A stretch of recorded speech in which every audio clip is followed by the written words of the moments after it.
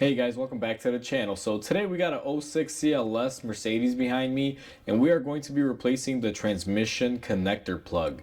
Now before we go ahead and begin guys, if you guys haven't subscribed to the channel, hit the subscribe button down below and definitely smash that like button because it helps the channel out. And with that said, let's go ahead and get started on today's repair. Now before I begin this video guys, I do want to mention that I am going to be doing a trans service to this vehicle, so we are not going to have the pan on the car when we replace the connector. Although we are doing it that way, and I'm just going to show you guys in this video how the connector is replaced. Do know that you do not have to remove the transmission oil pan like we do in our video. The only reason why we don't have the shields on or the pan or anything is because we are servicing the transmission. So where you're going to want to begin guys before you replace your connector plug is find where yours is located. Now almost every Mercedes is going to have a connector plug on the passenger side. You may have a shield here. This car didn't have it, and you guys will currently see that we don't have a trans pan on it because we are doing some services to the transmission. In order to replace our connector, the first thing that we have to do is disconnect it. Now what you're going to want to do, and I'll try to get my hand back here, is you're going to want to pull this collar down towards you. And once you pull it down towards you, you can see that this connector just pops off. Now sometimes these will be filled with oil if your connector is failing. This one is not in bad shape. It is not full of oil or anything of that nature. So what I'm going to do, if I can, is just go ahead and push this up and out of the way. Now we have our connector there and it's ready to be taken out. Now I can't really get a good angle of this, but let me see if I can possibly zoom the camera up there and give you guys somewhat of a visual. But that is your plug right there, and I know you guys aren't going to be able to see it very well, but just give you guys a good reference. The way these are held into place is by a center bolt that is holding it together. And the best way to show you guys this is let me get the new connector from the packaging and actually show you. So I got our new plug, and you will see in the center, now this sits in our car like this, and right there in the center we have a 7mm bolt that comes off to the other side, and you will notice we have two O-rings here that keep the oil from flowing inside the connector. To remove our plug, we are going to go ahead and remove our center bolt or loosen it. It won't really come off, it stays in there, but you're supposed to loosen it up. And the thing guys is you can do this with the oil pan on and off. It doesn't really make a difference.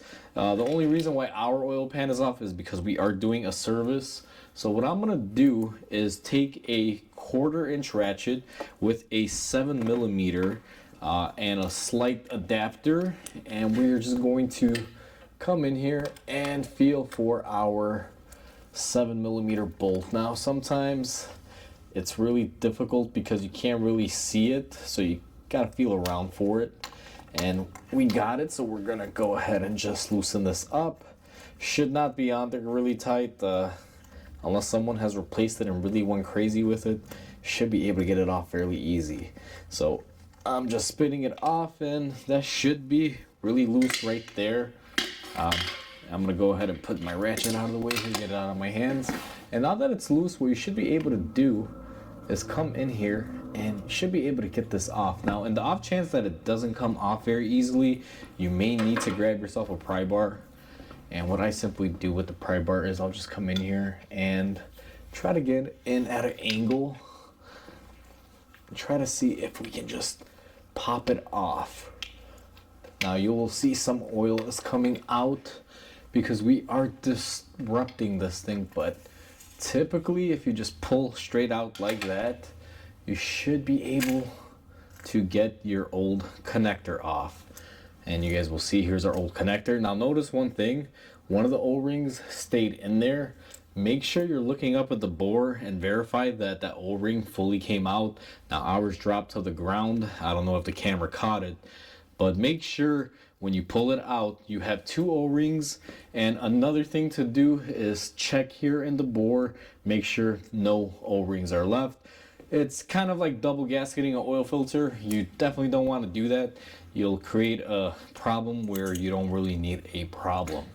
So now that we have that, what we're going to do is just take some transmission fluid. I'm gonna take some here from the pan. I'm gonna take my new connector and I'm just going to coat the O-rings just very slightly. And what I'm gonna do is take my connector and line it up in there. Now this is grooved, so it should only be able to go in one way.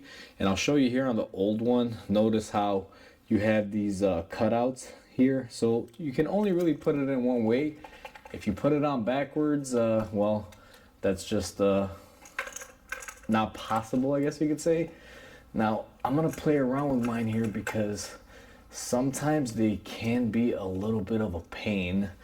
So I'm gonna kind of jiggle it in there. Now here's the thing, guys, the camera is in my way where it should be, but basically what you want to do is make sure that you get both of these O-rings all the way in there, and that consists of you kind of maneuvering it around a little bit. So I'm gonna go ahead and just get the camera out of the way and stand where I need to, get this pushed in all the way, and then I'll bring you guys right back in. Alright guys, so I got it pushed in all the way. What I wound up doing was holding pressure on it here and grabbing my thumb and just kind of squeezing it together, and the O-rings and everything slid in there. The only reason why they can be a little tough to push in is because the O-ring is fighting you, but make sure you go in there and get it correctly. Now the best way to clock them, if you notice when you take off the connector, this is facing towards this bottom corner. Make sure your new connector is in the off position and just realign it the same way you took it off, and that'll get you pretty close, and then the grooves will guide you the rest of the way in, and then you can push it all the way in. Now what I'm going to do here, and same technique, I'm going to find where my 7mm is, because these can be a pain because of the way they're centered. And what we're going to do is just go ahead and tighten it up with our 1/4-inch ratchet. Now I tend to use a 7mm. I don't know if this thing is maybe in a standard size, but 7mm seems to work.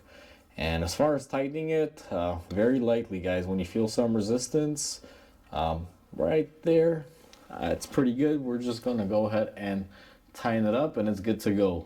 Now my connector here that we took off, if I could pull it back down here, is not oily or dirty or anything. If this connector is filled with oil, you're gonna want to clean this off with a dedicated electrical cleaner, or spray it off with some brake cleaner and then some shop air. You don't want to have any oil in between any of these connections. Now this one is nice and clean, so we're not gonna do that because it's actually been replaced before. And then all you simply do is slide it in, just like that. And once you firmly push it into place, you're just gonna want to hold it with your 2 fingers as you push the collar. Now we missed it, as you guys saw, but if we try it again, notice that it pulls it in. And let me do this the other way so you guys can actually see it. So take your connector, push it in, hold some pressure in it, and if you spin your collar, you'll kind of find its happy place. Now this is easier when I use this hand, but just like that, see how it kind of pushed in there but it doesn't go in all the way, and then you can just push upon your collar and the connector will suck itself in and lock itself. It's very, very simple and very easy. That's how you replace the connector, guys. Now on our vehicle, we're doing this as a part of a trans service, so we don't have the little shield or the pan or the little bracket that holds the pan up here, but typically you will have a little shield covering it. Now this car actually doesn't even have that because it's been modified. We just had an oil pan here that we took off, so there was nothing shielding this, but on your car you will find a little aluminum shield. But that's how easy it is to replace these connectors. It's a pretty simplistic job. As long as you follow the proper steps, you're able to do it, and as long as you got the right tools. So with that said, guys, hopefully you guys enjoyed this video. Please comment, like, and subscribe because it definitely helps the channel grow. Hope you guys have a wonderful day, and I'll catch you guys on the next video.